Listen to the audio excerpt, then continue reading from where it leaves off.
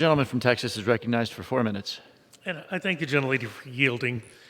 You know, it is a lot of money that we're talking about, but it's not just the volumes of money. It's the velocity with which we're spending money over these last 2 years. Yes, the coronavirus was terrible. Yes, the American economy needed some help.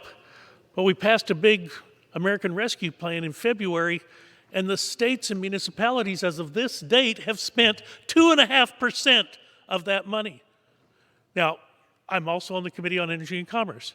We are one of the principal authorizing committees in the United States House of Representatives. Have we had a single hearing on how much money we have pushed out to the healthcare sector, to the states, to municipalities? No, we have not. Have we had a single hearing of what is likely to be required going forward? And the answer is no, we have not. So I penned a letter to Frank Pallone, the chairman of the Energy and Commerce Committee, asking him, could we please do just a modicum of the oversight that we're required to do in the Committee on Energy and Commerce, Mr. Speaker?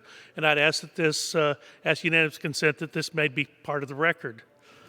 Without objection.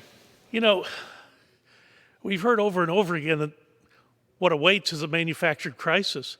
You know, the American people have some experience now with dealing with manufactured crises. Since January of this year, they've seen a never-ending array of manufactured crises. Look, I live in Texas. It's a border state. There are a lot of problems on the southern border. We hear about it every time we turn on the news. The border wall was supposed to be built that was to help that problem, but there are stacks and stacks of material to build that border wall that are just sitting because the current administration has put a pause on all of that and says we're not building anymore. So what's going to happen to all of that material that was paid for with borrowed money that, yes, is part of the debt? What's going to happen to that? It's going to be stolen. It's going to be diverted to some other use, probably to no good end. But had that wall been in place, the streams of people that were coming across the border at Del Rio a couple of weeks ago, maybe that could have been interrupted.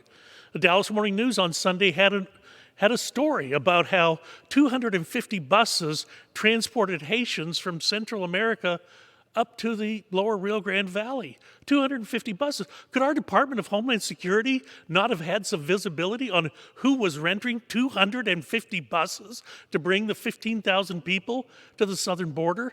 Maybe they could have spent some of that money in that regard. I don't know if anybody's noticed, but gas is $1 a gallon more than it was 9 months ago.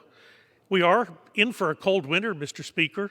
It would be nice to have some provisions to deal with that cold winter, but this administration has turned a blind eye to the energy needs of the constituents, our constituents in this country.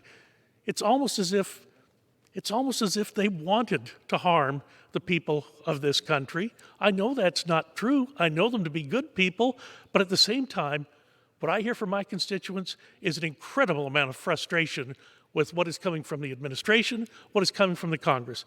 It's time we took care of the needs of the American people, and we ought to get on with it. I yield back. The gentleman yields. The gentlewoman reserves. The gentleman from Massachusetts is recognized.